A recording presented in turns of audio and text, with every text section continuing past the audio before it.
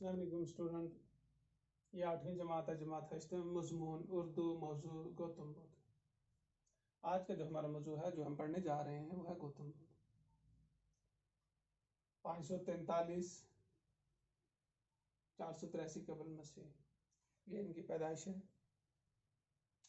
گوتم بدھ کون ہیں، کہاں پہ پیدا ہوئے، والد کا کیا نام تھا، والدہ کا کیا نام ہے، اور انہوں نے کون سے کارنامے انجام دیے، اور ان کی شراکت کیا ہے، اس سب پہ ہم بات کریں گے۔ تو ایک چیز یاد رکھنا کہ کسی بھی شخص کو جاننے سے پہلے سب سے پہلے اس کا تعارف جاننا بہت ضروری ہوتا ہے، اور جب تعارف دیا جاتا ہے تو سب سے پہلے اس کا نام، اس کی ولدیت، اس کی والدہ کا نام، جائے پیدائش، قوم، تعلیم، پیشہ، کردار، کارنامے اور شراکت، یہ اس کا تعارف ہوتا ہے۔ تو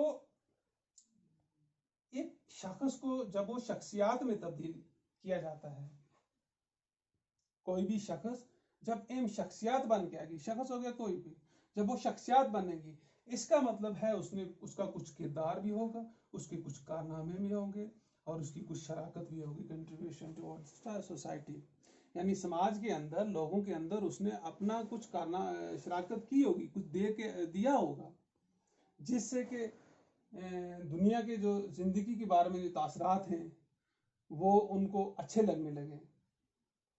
تو گوتم بدھ اور جو جتنے بھی پرسنالٹیز ہوتی ہیں، شخصیات ہوتی ہیں، ان نے کسی نہ کسی فیلڈ میں، کسی نہ کسی میدان میں کچھ کارنامے انجام دیے ہوتے ہیں۔ تو ان میں سے ہم نے کچھ لکھے ہیں، جیسے مذہبی رہنما۔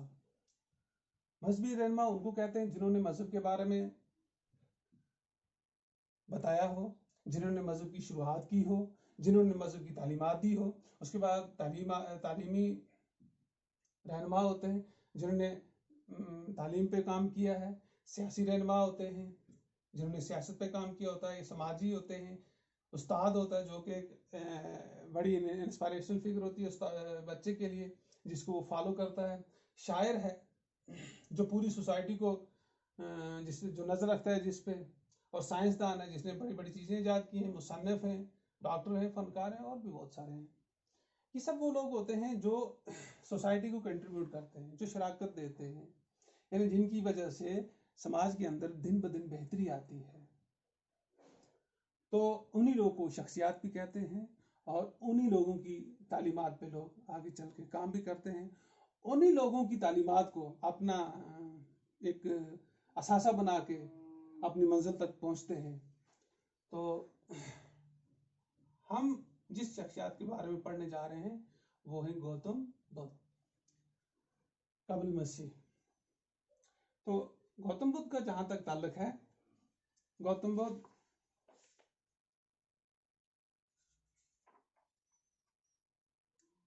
کہتے ہیں ذات کو، اور بدھ ہو گیا بصیرت، اس کے لغوی معنی ہیں۔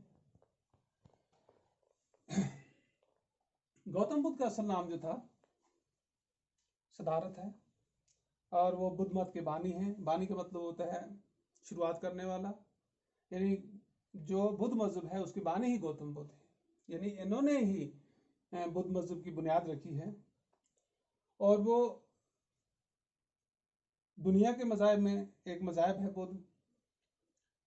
صدارت کپل وستو کے راجا کا بیٹا تھا، جو نیپال کی سرحدوں کے نزدیک شمالی ہندوستان کے ایک شہر صدارت، جس کی ذات گوتم اور کبیرہ شاکیہ تھا، نیپال کی موجودہ سرحدوں کے بیچ لمبائی کے مقام پر 563 قبل مسیح میں پیدا ہوا۔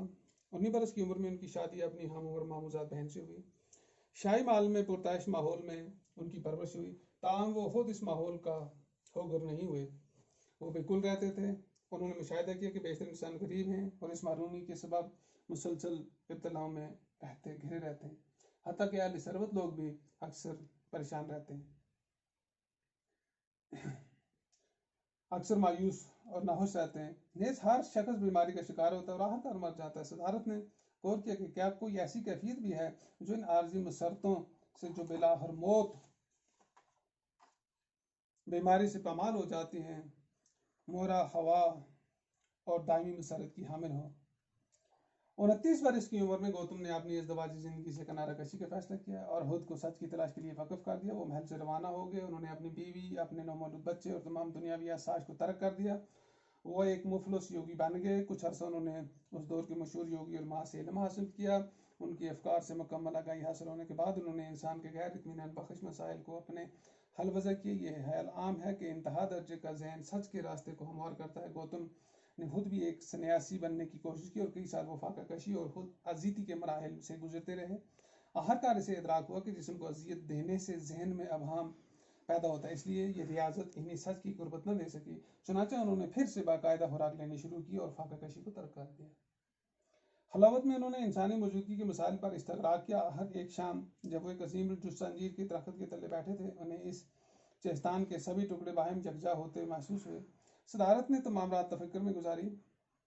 सुबह हुई तो उन पर मुनकशिफ हुआ कि उन्होंने हल पा लिया, और वो ये कि अब वो बुद्ध बन गए हैं, जिसके माने एक साहिब बसीरत के हैं। तब इनकी उम्र 35 बरस की थी। जिंदगी के बाकी 45 बरस उन्होंने शुमाली हिंदुस्तान में सफ़र करने में गुजारे। वो उन लोगों के सामने अपने हालात का प्रचार करते रहे जो इन्हें सुनने आते थे। 683 कबल मसीह में अपनी वफात के साल तक वो अपने हज़ारों पैरोकार बना चुके थे। अगरचे उनके अफकार तब तक तहरीरी सूरत में नहीं थे, बाद में उनके चेलों ने उनका एक एक हरफ याद रखा। ये बात नस्ल दर नस्ल ज़बानी तौर ही सीना बसीना मुंतकिल हो रही थी। बुद्ध की बुनियादी तालीमात को बुद्ध के अल्फाज में 4 आला सच्चाइयाँ, 4th नोबल ट्रुथ के अनवान से समेटा जा सकता है। अवल इंसानी ज़िंदगी में जिबली हैसियत में दुखों का मस्कन है। दोम दुखों की वजह ख्वाहिशात का होना। सोम ख्वाहिशात को पैदा होने से रोका जा सकता है।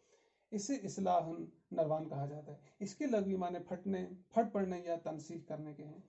चहारम इसका इलाज न कड़ी तपस्या है और न सहल पसंदी, बल्कि मयाना रवि से काम लेकर यह मकसद हासिल किया जा सकता है। अपने हकायक को बुनियाद बनाकर गौतम बुद्ध ने इंसानी ज़िंदगी के लिए 8 रहनुमा असूल कायम किए, जिनको अष्टांग मार्ग कहते हैं। 8 असूलों का रास्ता भी कहा जाता है। 8 असूल ये हैं। नंबर 1, सही इल्म यानी दुरुस्त नज़रिया और मुनासिब मामला फैमिली, यानी अगर बुनियाद दुरुस्त है तो ज़िंदगी दुरुस्त है। नंबर 2, सही इरादा। दुरुस्त इरादा ही निर्वाण को राह दिखाता है, यानी निर्वाण हासिल होने पर तमाम दुख फना हो जाते हैं। नंबर 3, सही कलाम। हक गोई, नरम लहजा, मोहब्बत भरी बातचीत यानी शरीय बयानी ज़रूरी है और गलत गुफ्तगू झगड़े को दावत देती है।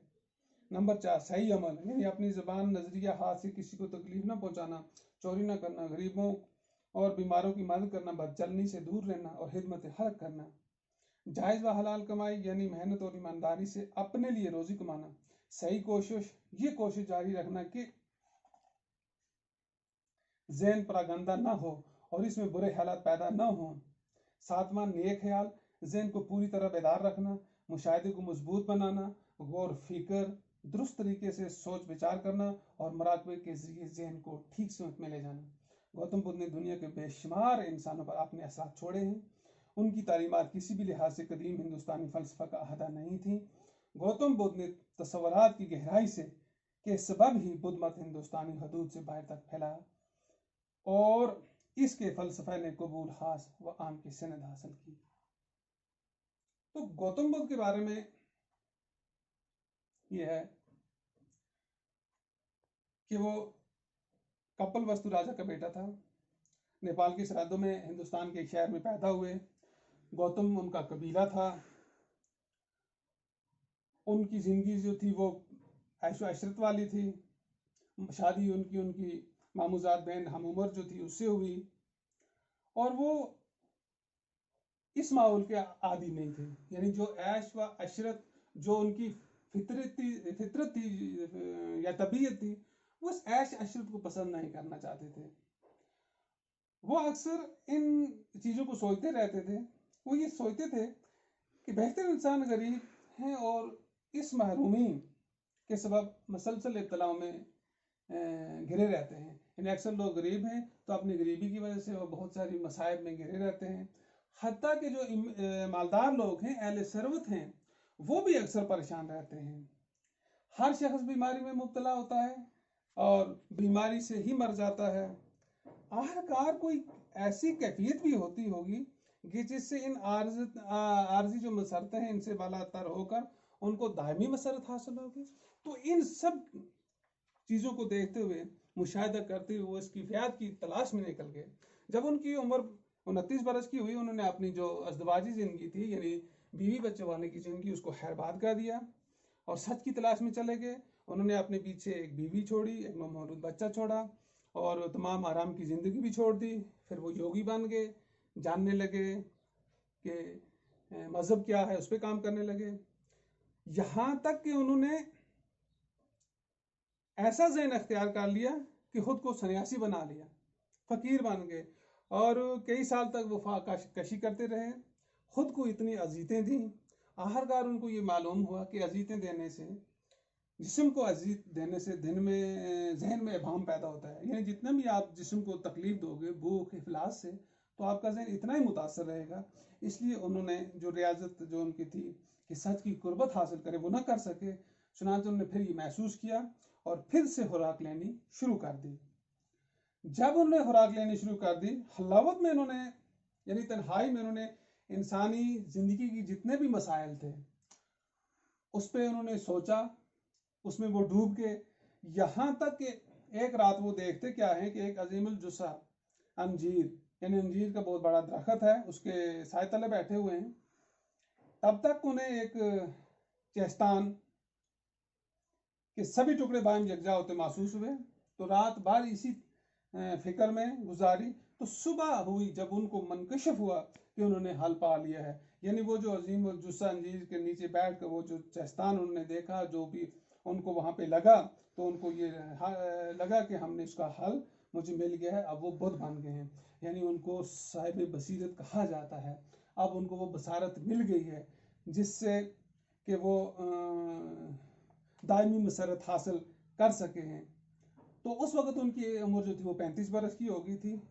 تو 35 برس کے بعد باقی جتنی بھی عمر تھی انہوں نے شمالی ہندوستان میں سفر کے دوران گزاری اور ہر جگہ اپنے خیالات کا پرچار کرتے رہے، اپنے مذہب کا پرچار کرتے رہے.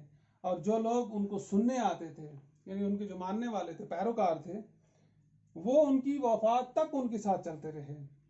اور اس وقت تک ان کے جتنے بھی افکار تھے، جو بھی ان کی سوچ تھی، جو بھی ان کو بصیرت حاصل تھی، ان کے چیلے بولتے ہیں ساتھ میں چلنے والے، انہوں نے ان کو لکھا نہیں تھا بلکہ حرف بحرف یاد کیا ہوا تھا. اور پھر یہ باتیں نسل در نسل وہ زبانی یاد کرتے رہے. جو ان کی بنیادی تعلیم تھی، یعنی 4 اعلیٰ سچائیاں جو ہیں، 4th نوبل ٹروتھ کے عنوان سے سمیٹا جا سکتا ہے. وہ 4 بنیادی تعلیمات دیتے تھے. یعنی وہ کہتے تھے کہ 4 بنیادی چیزیں ہونی چاہیے. پہلا یہ ہونا چاہیے کہ ایک تو انسان کی جو اصلی فطری یا پیدائشی زندگی ہے، اس میں زیادہ تر جو ہے وہ دکھوں کا مسکن ہے، اس میں زیادہ تر دکھ ہوتے ہیں، ان کو سمجھنا چاہیے. دوم کیا کرنا چاہیے؟ دکھوں کی وجہ سے خواہشات کا ہونا. جب دکھ ہوتے ہیں تو پھر انسان کی خواہشات جو ہیں وہ بڑھتی ہیں. سوئم کیا ہے؟ خواہشات کو پیدا ہونے سے روکا جا سکتا ہے. جو خواہشیں انسان کے دل کے اندر پیدا ہوتی ہیں، یعنی میں کیا بنوں، کیسے کروں، ان کو بھی روکا جا سکتا ہے. اور اسے اصلاح النروان کہتے ہیں. اس کے لغوی معنی پھٹ پڑنے یا تنسیح کرنے کے ہیں. 4 اس کا علاج نہ کڑی تپسیا ہے اور نہ سہل پسندی. یعنی اگر آپ کچھ بھی چیز حاصل کرتے ہیں، یہ ساری چیزیں، تو یہ نہ آپ سخت محنت و ریاضت سے حاصل کرتے ہو، نہ آپ قائلی سے حاصل کر سکتے ہو، بلکہ ایک میانہ روی، یعنی درمیانے راہ اپنا لو تو اس سے آپ کو یہ چیزیں حاصل ہوگی. اپنے حقائق کو بنیاد بنا کر گوتم نے اپنی یہ جو حقائق تھی، جو کچھ اس نے اپنی اس تپسیا کے دوران سیکھا یا دیکھا، اسی کو اس نے انسانی زندگی کے لیے 8 رہنما اصول قائم کیے. 8 چیزوں کو، جن کو اشٹمارگ کہتے ہیں. یعنی گوتم بدھ نے اپنی ساری زندگی گزار کے اس نے 8 اصول انسانی زندگی کے لیے قائم کیے. اس کا یہ ماننا ہے کہ وہ لوگ جو ان 8 اصولوں پہ کام کریں گے وہی کامل ہیں، وہی اچھے ہیں، وہی سماج کو آگے لے جانے والے ہیں. تو 8 اصول جو اس نے بتایا. سب سے پہلا صحیح علم. یعنی اگر آپ کا علم صحیح ہوگا تو آپ کا نظریہ درست ہوگا. اور مناسب معاملہ فہمی، یعنی اگر بنیاد درست ہو تو زندگی درست ہے. یعنی آپ کا علم کا صحیح ہونا ضروری ہے، تو اس سے آپ کے نظریے بھی درست ہوں گے، آپ کے معاملے بھی درست ہوں گے، سب چیز آپ کی درست ہوں گی. دوم، آپ کی نیت، آپ کا ارادہ صحیح. درست ارادہ ہی نروان کو راہ دکھاتا ہے. यानी जो सही इरादा होगा वही आपको हर चीज से निजात दिलाएगा, चाहे अमीरी में हो, चाहे गरीबी में हो, चाहे परेशानी में हो। और तीसरा जो है सही कलाम, यानी हक, कोई हमेशा सच बोलना है आपको। एक तो सच बोलना है, दूसरा लहजा जो हो वो नरम हो, मोहब्बत भरा हो, शेरी हो, इतना ऐसा भी ना हो कि दूसरे को पसंद ना आए, और जो आपकी गुफ्तगू हो वो झगड़े की बिना पे ना हो। यानी इस किस्म की आपकी कलाम हो ताकि दूसरे लोग आपसे मुतासर हों। और चौथी जो चीज़ है अमल सही, अपनी ज़बान या नज़रिया ये सही होना चाहिए। हाथ से काम करो, सही ज़बान से काम करो, आंख से काम करो, जिस चीज़ से भी जिस्म के हिस्से से काम करो वो सही होना चाहिए। चोरी नहीं करना चाहिए, गरीबों की मदद करना चाहिए, बीमारों की मदद, बद चलनी से दूर, खिदमत हलक करना चाहिए। फिर जायज़ व हलाल कमाई, यानी आपकी जो कमाई है, जो आपका रिज़्क है वो जायज़ होना चाहिए, हलाल होना चाहिए। और उसके बाद सही कोशिश, यानी जितने भी आप काम करते हैं उनमें कोशिश जो है वो सही होनी चाहिए। ज़हन प्रागंदा ना हो, आपके ज़हन के अंदर बुरे ख्यालात ना हो, ये ना हो किसी के अंदर डिस्क्रिमिनेशन आ जाए कि वो अच्छा है या बुरा है। इन चीज़ों से आपको परहेज करना है। ख्याल नेक ख्याल होना चाहिए, ज़हन पूरी तरह बेदार रखना चाहिए, और मुशाहिदे को मजबूत करना चाहिए। यानी आपको ज़िंदगी गुजारने के लिए मुशाहिदा करना, और वो भी मजबूत किस्म का मुशाहिदा। गौर फिक्र, यानी जब आप किसी चीज़ से फारिग हो जाएंगे उसके बाद आपको गौर फिक्र करनी है कि मैंने सही किया, गलत किया, सोच विचार करना है। मुराकबे के जरिए आपको ज़हन को ठीक करना है, यानी आपको बिल्कुल अपना सब कुछ उस पर गौर फिक्र करनी है ताकि आपका ज़हन ठीक हो।